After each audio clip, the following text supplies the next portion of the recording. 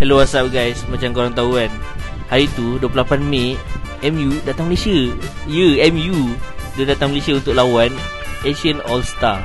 Memandangkan bapak aku peminat MU, dia belanja aku dengan adik-adik aku untuk tengok MU lawan Asian All-Star dekat stadium. Kita orang ni tak pernah pergi tengok bola dekat stadium. Selalunya tengok dekat TV je lah. Tapi first time kita pergi stadium ni, ya Allah, jam yang amat.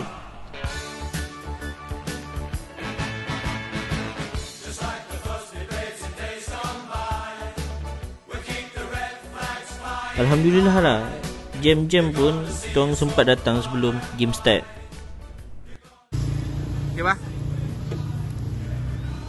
MU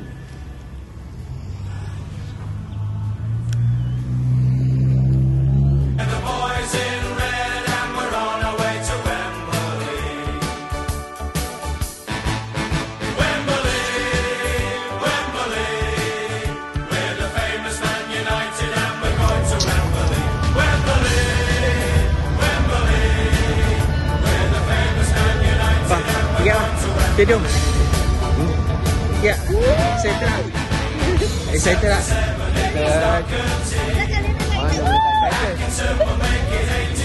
Bukan setakat jam je, dah sampai dekat stadium kena beratur lagi. Panjang gila. Ramai betul peminat MU ni.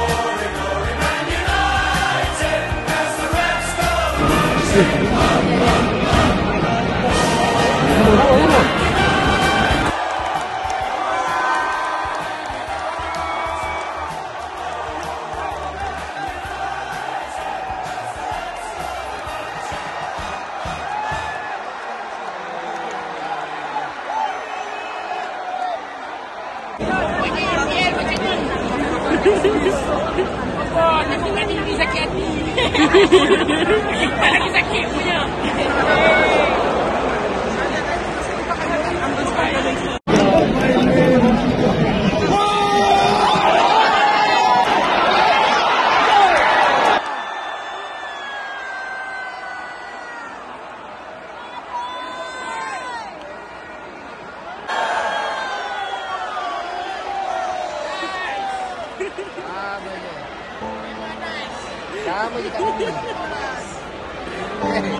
Setelah kita orang hadap jam dengan beratur panjang, akhirnya kita dapat keputusan MU 0, Asian All-Star 1.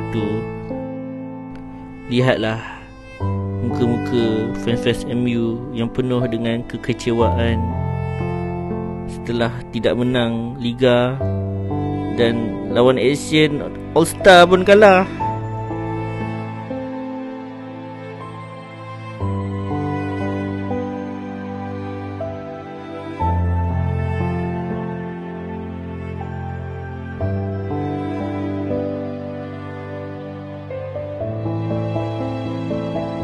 Apa-apa pun ni experience yang best lah.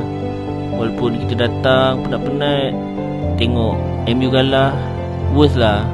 Sebab bukan selalu kita tengok MU datang Malaysia, betul tak?